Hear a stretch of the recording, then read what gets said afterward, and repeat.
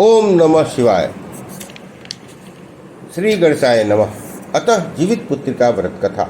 एक बार नैमिषारण्य के निवासी ऋषियों ने संसार के कल्याणार्थ सूत जी से पूछा, हे सूत, कराल कलिकाल में लोगों के बालक किस प्रकार दीर्घायु होंगे, सो कहिए। सूत जी बोले, जो द्वापर का अंत और कलयुग का आरंभ था, उसी समय बहुत सी शोकाकुल स्त्रियों ने आपस में सलाह की कि क्या इस कली में माता के जीवित रहते पुत्र मर जाएंगे। तब वे आपस में कुछ निर्णय नहीं कर सकी। तब गौतम जी के पास जाकर पूछने के लिए गई। जब उनके पास पहुंची तो उस समय गौतम जी आनंद के साथ बैठे थे। उनके सामने जाकर उन्होंने मस्तक झुकाकर प्रणाम किया। तदंतर स्त्रियों ने पूछा, हे प्रभु, इस कलयुग में लोगों के पुत्र किस तरह जीवित रहेंगे? इसके लिए कोई व्रत या तप हो तो कृपा करके बतलाइए। इस तरह उनकी बात सुनकर गौतम जी बोले, आपसे मैं वही बात कहूँगा जो पहले से सुन रखी है। गौतम जी ने कहा, जब महाभारत युद्ध का अंत हो गया और द्रोणाचार्य अश्वत्थामा के द्वारा अपने बेटों को मारा देखकर सब पांडव बड़े दुखी हुए तो पुत्र के शोक से व्याकुल होकर द्रौपदी अपनी सखियों के साथ ब्राह्मण श्रेष्ठ धौम्य के पास गईं और उन्होंने धौम्य से कहा, हे विपेंद्र, कौन सा उपाय करने से बच्चे दीर्घायु हो सकते हैं? कृपा करके ठीक ठीक कहिए। धौम्य बोले, सतयुग में सत्य वचन बोलने वाला, सत्याचरण करने वाला, समदर्शी जीमूत वाहन नाम का एक राजा था। एक बार वो अपनी स्त्री के साथ अपनी ससुराल गया, वहाँ रहने लगा। एक दिन आधी रात के समय पुत्र के शोक से व्याकुल हुई स्त्री रोने लगी, क्योंकि वह अपने बेटे के दर्शन से निराश हो चुकी थी। उसका पुत्र मर चुका था। वह रोती हुई कहती थी, हाय, मुझ बूढ़ी माता के सामने मेरा बेटा मरा जा रहा है। उसका रुदन सुनकर राजा जीमूत वाहन का तो मानो हृदय ही विदीर्ण हो गया। वह तत्काल उस स्त्री के पास गए और उन्होंने पूछा, तुम्हारा बेटा कैसे मरा?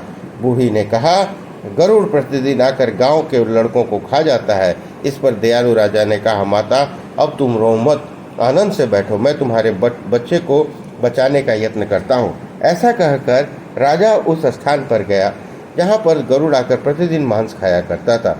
उसी समय गरुड़ भी उस पर टूट पड़ा और राजा के शरीर का मांस खाने लगा।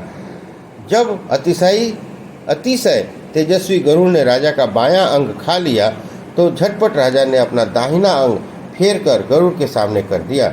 ये देखकर गरुड़ जी ने कहा, देव योनियों में तुम कौन हो? तुम मनुष्य तो नहीं जान पड़ते। अच्छा, अपना जन्म और कुल बताओ।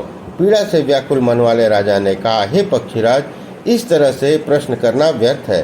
तुम अपनी इच्छा भर मेरा मांस खाओ। यह सुनकर गरुड़ रुक गए और बड़े आदर से राजा के जन्म और कुल की बात पूछने लगे। तब राजा ने कहा, मेरी माता का नाम सेव्या और पिता का नाम शालिवाहन है। सूर्यवंश में मेरा जन्म हुआ है और जीमित वाहन मेरा नाम है। राजा का दयालुता देखकर गरुड़ ने कहा, हे महाभाग, तुम्हारे मन में जो अभिलाषा हो वो वर मांगो।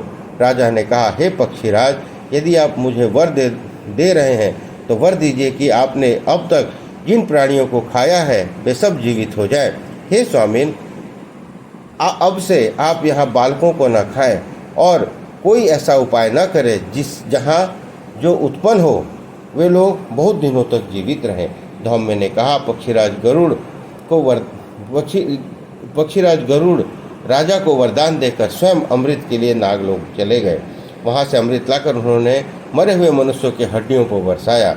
ऐसा करने से वे सब लोग जीवित हो गए जिनको कि पहले गरुड़ ने खाया था। राजा के त्याग और गरुड़ की कृपा से वहाँ लोगों का बहुत कष्ट दूर हो गया। उस समय राजा के शरीर की शोभा दुगनी हो गई। राजा भी दयालुता देखकर गरुड़ ने फिर कहा, मैं संसार के कल्याणार्थ एक और वरदान दूंगा। आज अश्विन कृष्ण सप्तमी से रहित शुभ अष्टमी तिथि है। आज ही तुमने यहाँ की प्रजा को जीवन दान दिया है। हे वत्स, अब से यह दिन ब्रह्म भाव हो गया है, जो मूर्ति भेद से विविध नामों से विख्यात है। वही त्रैलोक से पूजित दुर्गा अमृत प्राप्त करने के अर्थ में जीवित पुत्रिका कहलाई है। सो इस दिन जो स्त्रियां उस जीवित पुत्रिका और कुश की आकृति बनाकर मेरी पूजा करेंगी वो दिनों दिन अपना सौभाग्य बढ़ेगा और वंश की भी बढ़ोतरी होती रहेगी। हे महाभाग, इस विषय में विचार करने की आवश्यकता नहीं है। हे राजन, सप्तमी से रहित और उदया तिथि की अष्टमी को व्रत करें, यानी सप्तमी विध अष्टमी जिस दिन हो उस दिन व्रत ना करें। शुद्ध अष्टमी को व्रत करें और नवमी में पारण करें। यदि इस पर ध्यान न दिया जाए तो फल नष्ट हो जाएगा और सौभाग्य तो अवश्य नष्ट हो जाएगा।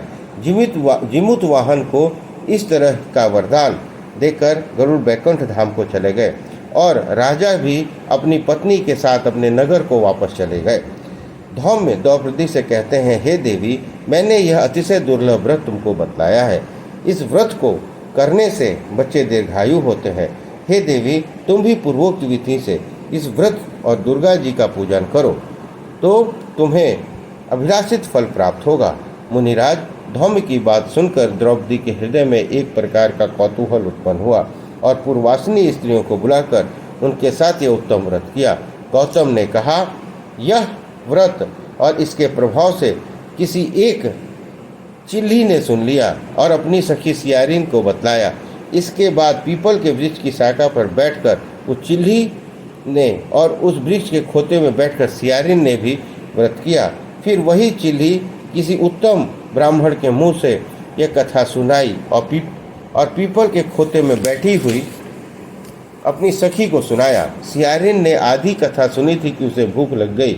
वह उसी समय शव से भरे हुए शमशान पहुंची। वहां उसने इच्छा भर मांस का भोजन किया और चिल्ली बिना कुछ खाए पिए रह गई और सवेरा हो गया। सवेरे वो गौशाला में गई और वहां से गौ का दूध पिया। इसी तरह नवमी को उसने पारण किया। कुछ दिनों बाद वे दोनों मर गईं। अयोध्या के किसी धनी व्यापारी के घर जन्मी। संयोग से उन दोनों का जन्म एक ही घर में हुआ, जिसमें सियारिन ज्येष्ठ हुई और चिल्ली छोटी हुई।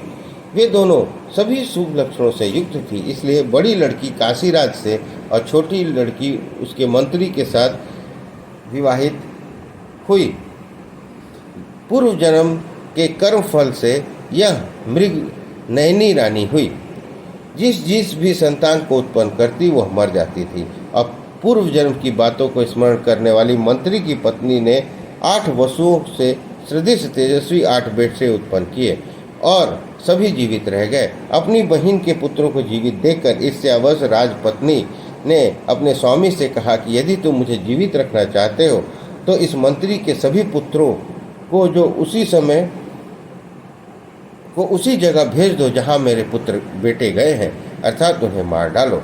यह सुनकर राजा ने उस मंत्री के पुत्रों को मराने के लिए कई बार उद्योग किए, पर मंत्री पत्नी ने जीवित पुत्रिका का पुण्य बल से बचा लिया। एक दिन राजा ने अपने आदमियों से उन पुत्रों का सिर कटवाकर पिटारी में रखवाया और वो पिटारी उनकी माता मंत्री पत्नी के पास भेज दिया, परंतु वे 8 सिर बेशकीमती जवाहरात हो गए और भले चंगे वे 8 लड़के अपनी माता के पास वापस चले गए।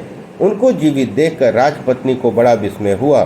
अंत में वह मंत्री की पत्नी के पास गई और उससे पूछा, बहन, तुमने कौन सा ऐसा पुण्य किया है जिससे बार बार मारे जाने पर भी तुम्हारे बेटे नहीं मरते? इस पर मंत्री की पत्नी ने कहा, पूर्व जन्म में मैं चिल्ली थी और तुम सियारिन, दोनों ने व्रत किया था। तुमने इस व्रत के नियमों को भली भांति पालन नहीं किया था और मैंने किया था। इसी दोष से हे बहन, तुम्हारे बेटे नहीं जीते हैं।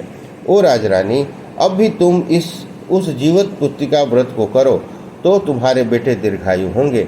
मैं तुमसे सच सच कह रही हूँ। इसके कथानुसार रानी ने व्रत किया। तभी से उसके कई बेटे सुंदर और दीर्घायु होकर बड़े बड़े राजा हुए। सूत जी कहते हैं, सब प्रकार का आनंद देने वाला मैंने यह दिव्य व्रत बतलाया है। स्त्रियां चिरंजीवी संतान चाहती हों तो विधि पूर्वक यह व्रत करें। इस प्रकार जीवित पुत्रिका व्रत कथा संपन्न हुई। बोलिए शंकर भगवान की जय, पार्वती माता की जय, गणपति महाराज की जय।